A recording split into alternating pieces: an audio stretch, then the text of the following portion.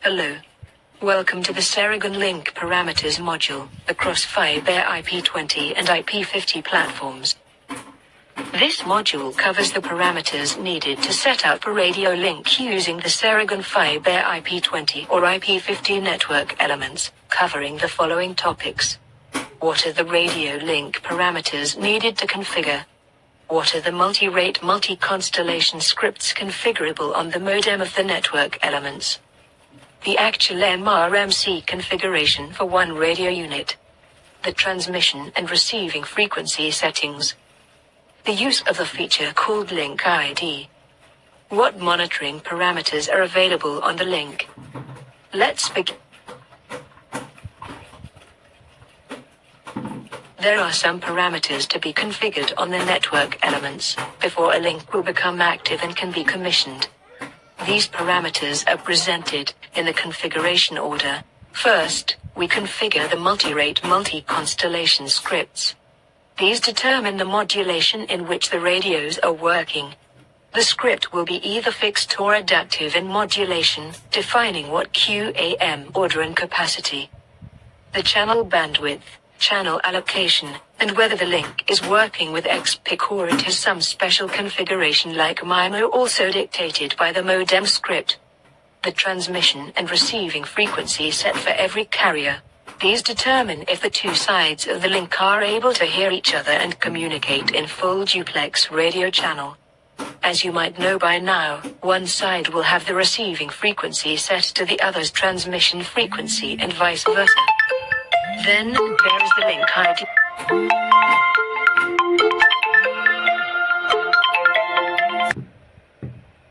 For both local and remote end. This radio flag identifier should be the same on both sides of the link. This works like a low-level encryption so that you always know if the signal you get is from the intended sender or not. Next, we have the transmission power for each radio link side, in decibels. Some links might use the adaptive transmit power control protocol, in order to avoid interfering with near links and utilizing the minimum power level in real time while achieving a desired RSL on the other side. On the monitoring side of things, for each link we monitor the status of the link quality and operational modulation, the received signal level and the transmitting power level, the cross-polarization interference levels or MMI levels for MIMO link. The radio summary page shows in one single place all the relevant information for your link. Please observe the parameters pointed in the screen and the description of each of them, per each particular section. For the more in-depth configurations, however, we will need to access the radio settings under the radio menu. Let's discuss some notes about the multi-rate multi-constellation scripts for the modems. You can think about the multi-rate, multi-constellation scripts as the language in which the radios communicate across a specific set of frequencies to transmit data. This analogy allows us to easier understand the use of these MRMC scripts. Each chosen script will define what channel bandwidth is used, what modulation profile or QAM is used, and what is the maximum capacity reachable over the air for the radio transmission at hand. The set of frequencies that we define on the two microwave radios can be compared to the communication channel, the actual part of the radio spectrum where the communication happens. The two radios need to communicate also on the same channel in order for the communication to happen. We chose to detail first the MRMC scripts because the selection of the script will reset the whole network element for all outdoor fiber IP20 and IP50 network elements. For the split mount radio units, only the modem card is reinitiated. Setting the TX and RX frequencies does not reset the unit. Fiber IP20 and IP50 network elements employs full-range dynamic adaptive coding modulation. ACM mechanism copes with 90 decibels per second fading in order to ensure high transmission quality. It's designed to work together with quality of service mechanism to ensure that high priority voice and data frames are never dropped. thus maintaining even the most stringent service level agreements, SLAs. The hitless and errorless functionality of ACM has another major advantage, in that it ensures that TCP/IP sessions do not time out. Without ACM, even interruptions as short as 50 milliseconds can lead to timeout of TCP/IP sessions, which are followed by a drastic throughput decrease while these sessions recover. We strongly recommend the use of the adaptive modulation with the aim of keeping your most vital traffic passing under bad propagation conditions. As soon as the propagation conditions come back to normal, the nominal capacity of the link is recovered, and traffic is introduced back without any added errors. Mention apart is there, adaptive coding modulation and bandwidth or ACMB. For IP50E only, with 11 working points, and up to 512 QAM modulation is available. The feature also allows for usage of a quarter of a channel bandwidth, when propagation conditions are not suitable for higher capacities. The ACMB mechanism copes with severe fading in order to ensure the highest transmission quality. It is designed to work with the quality of service mechanism to ensure that high priority frames are never dropped, thus maintaining even the most stringent service level agreements. The hitless and errorless functionality of ACMB has another major advantage, in that it ensures that TCP/IP sessions do not time out. Without ACMB, even interruptions as short as 50 milliseconds can lead to timeout of TCP/IP sessions, which are followed by a drastic throughput decrease while these sessions recover. We strongly recommend the use of the adaptive bandwidth modulation with the aim of keeping your most vital traffic passing under bad propagation conditions. As soon as the propagation conditions come back to normal, the nominal capacity of the link is recovered, and traffic is introduced back without any added errors. Each Ceragon network element has the adaptive coding and modulation feature available. The maximum modulation range for the MRMC scripts is up to 13 profiles, depending on the type of radio and the operational frequency of the TRX. The higher the profile number, the higher the capacity it will transport over the same channel bandwidth. The higher the channel bandwidth for a script, the higher traffic capacity this script will carry. Also true is that the lower the operating modulation of a TRX, the more robust that link is and operates with more system gain and bigger fade margin. That is the same as saying that at lower modulation orders the radio link will operate with lower received signal levels.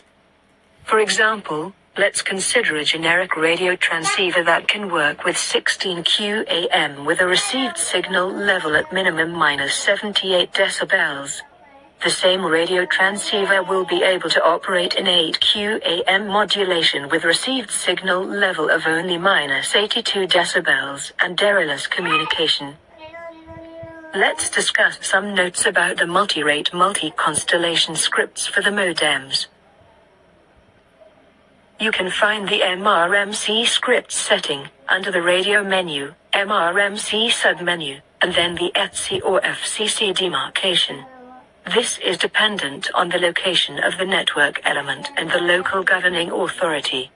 In our example, we will configure a radio script on the first radio carrier with a 56 MHz channel bandwidth for an fiber IP20 or IP50 product, under ETC standard. Our script will operate with adaptive modulation between profile 10, 2048 QAM and minimum profile 2 with 16 QAM, providing between 82.6 to 500 megabits per second. The fiber IP20 and IP50 will have a unitary set, except the fiber IP20 and that will have only radio modem card reset after pressing apply, to reload the modems with the new configuration. During the MRMC configuration process, a pop-up window will be displayed allowing to configure the operational mode of the script as fixed with a specific modulation and capacity or adaptive ACM mode with maximum and minimum capacity and a modulation. Now, for the actual frequency setup. Setting up the frequency on the radio network elements means providing the central frequency for both the transmission and the receiving for each transceiver. Without the same frequency channel set up identically on the two network elements, the radios cannot hear each other across the link distance.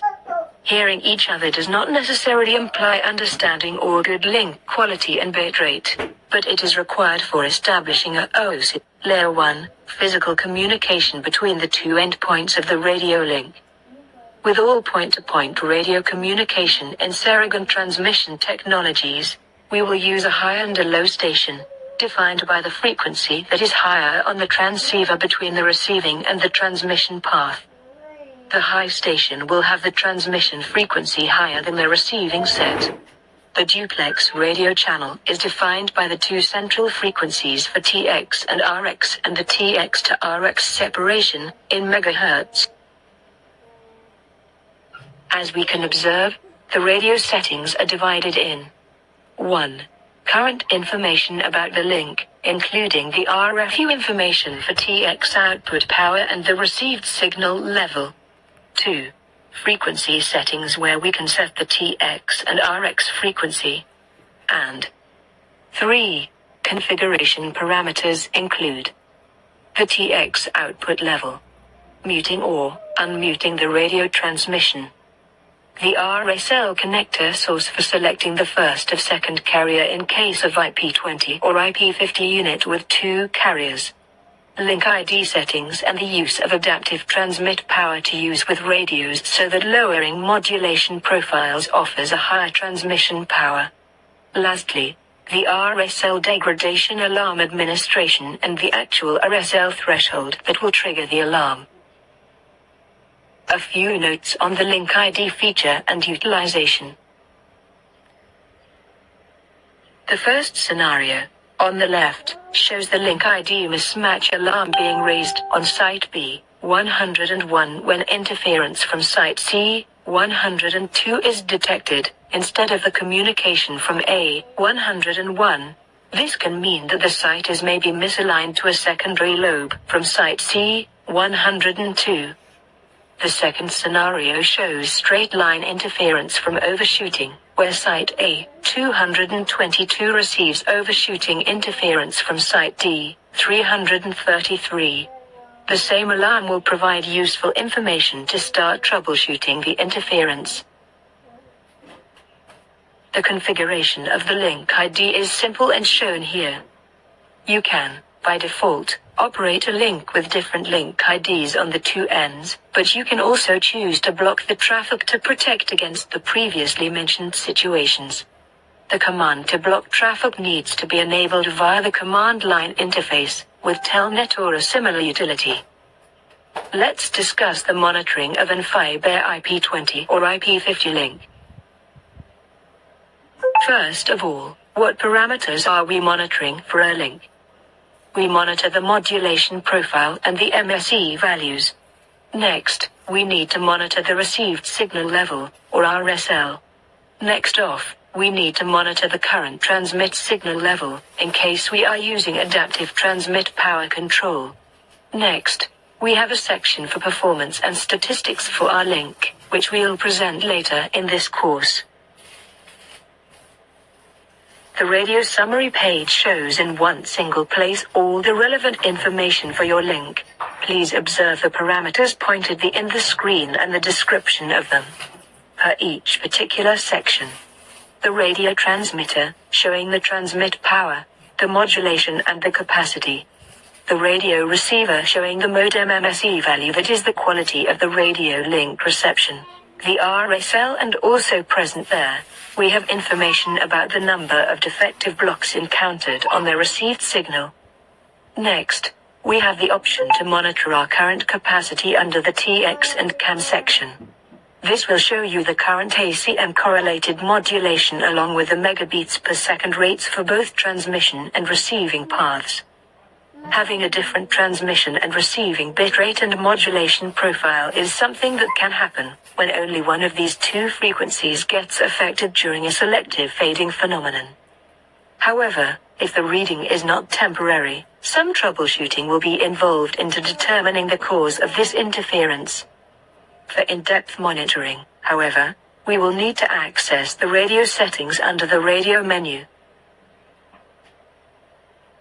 As we can observe, the radio settings are divided in current information about the link, including the RFU information for TX output power and the received signal level that are part of the monitoring parameters, including the quality of the signal or MSC, and if are detected defective blocks in the reception signal. The last two parts, frequency settings and configuration parameters, were described previously in this module.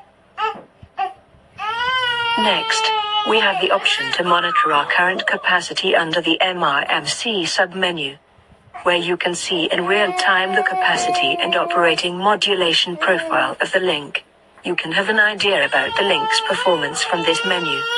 This will show you the current ACM profile and correlated modulation rates along with the megabits per second for both transmission and receiving paths. Having a different transmission and receiving bitrate and modulation profile is something that can happen when only one of these two frequencies gets affected during a selective fading phenomenon. However, if the reading is not temporary, some troubleshooting will be involved into determining the cause of this interference. This module has covered the following topics. What are the radio link parameters needed to configure? What are the multi-rate multi-constellation scripts configurable on the modem of the network elements? The actual MRMC configuration for one radio unit. The transmission and receiving frequency settings. The use of a feature called Link ID. What monitoring parameters are available on the link? Thank you for your attention.